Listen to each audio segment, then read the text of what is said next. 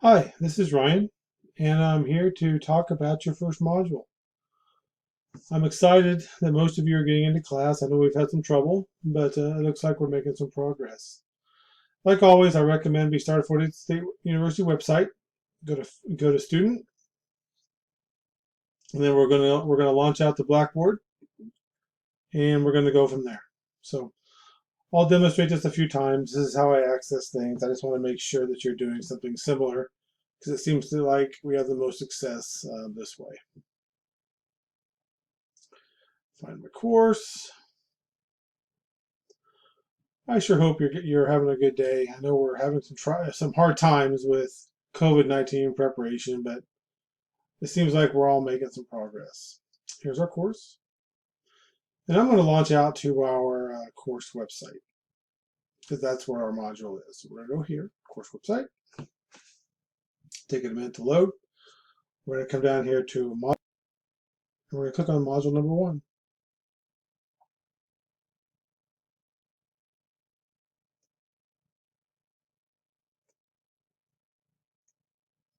Okay, here it is.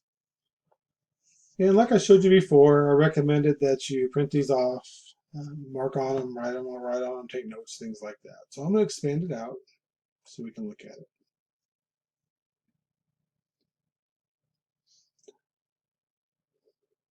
So all these modules are aligned to standards, and the standards are going to be at the top of the page.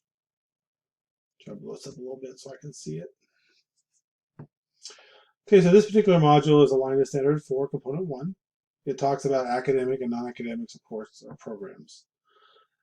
So like all classes, you make a introductory video. So this module is kind of like an introductory video, but it's digging a little deeper. It's asking you about your school and it's giving you some resources to read. So you should read down through the rationale. It talks about why you're doing this. It's important for you to understand that. This module gives you 4 sources. You should print these off and read them. And I would use a highlighter and mark the text, take some notes, things like that. So then we get down to the process. So the process behind this module is to read through the assignment. And you're going to end up making a video. So take a look at this. You're going to create some kind of a slideshow. I don't care what you use. We give you some suggestions there, like Google Slides, Prezi, Powtoon. If you want to use something else, that's fine. It's not about the tool you use, it's about what you're producing and the knowledge that you're sharing. Because with these courses, it's important that we share our knowledge. And that's kind of what we're starting to do here. Because you got to learn from each other. So in your presentation, your first 3 slides are going to be your basic demographics. It's what you share about yourself. Don't get too don't get too personal. Just share things about yourself. Like I share some things about me.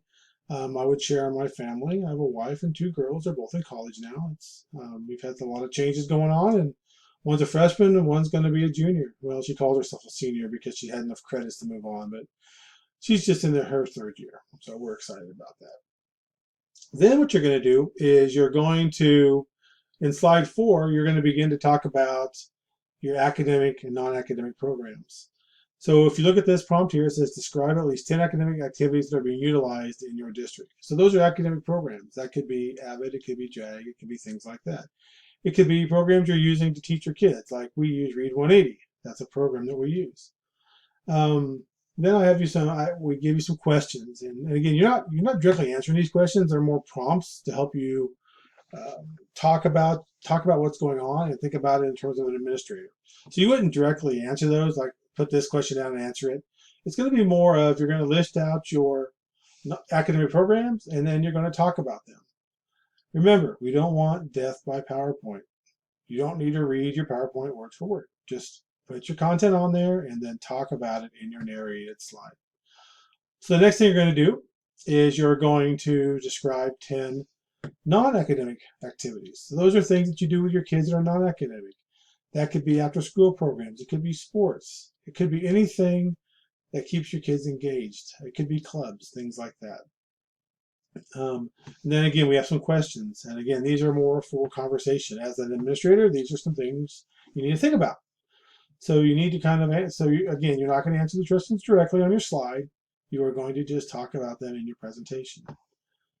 Then the next part you're going to do, so we're on like slides 4, 5, 6, 7, 9, 10, or wherever you're going to be. Then what you're going to do is you're going to name 10 things you gleaned from the articles and explain the significance. So you're going to spend some time on that. And again, I would not type everything on your PowerPoint.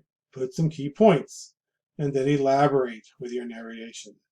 And then the last thing is identify the things you have seen or not seen your school principal do.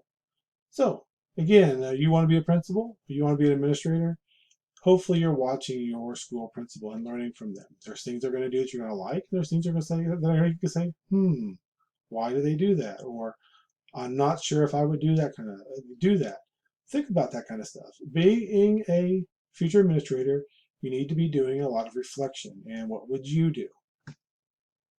Then finally, every one of our presentations has a standard component. And what we do is the last part of this, you're going to talk about how the standard correlates, how it's relevant, and then you're going to be reflective.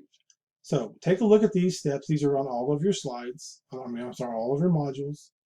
So make sure you're always doing this. And again, this is going to be more than 1 or 2 sentences. You need to spend a little time and think about each one of these.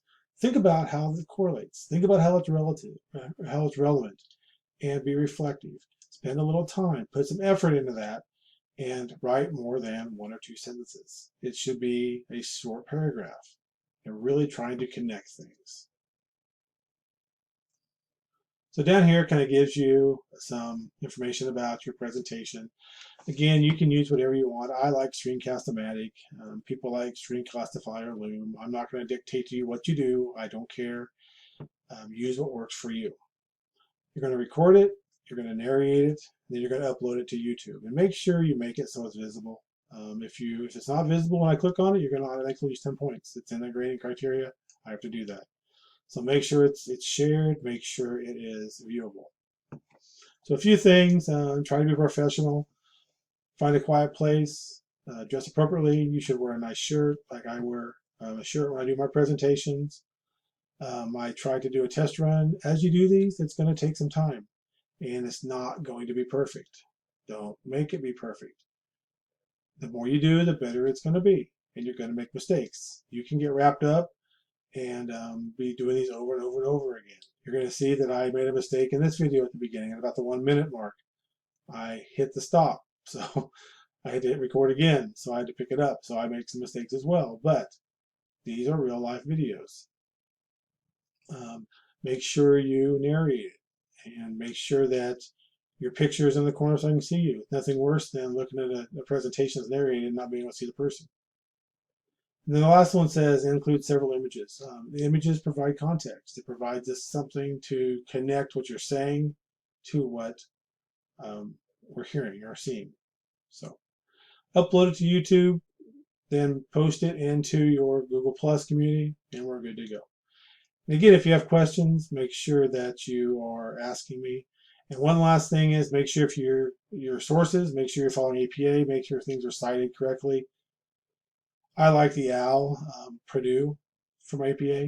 Again, I'm not going to be all wrapped up in APA, but you need to make sure that your sources are cited correctly in your presentation. And also you need to make sure that at the end you have a reference list of what you used. Those are some key points about APA. So again, this is Ryan. This is Module 1. I'm excited to see what you produce. If you have questions, let me know. Talk to you later.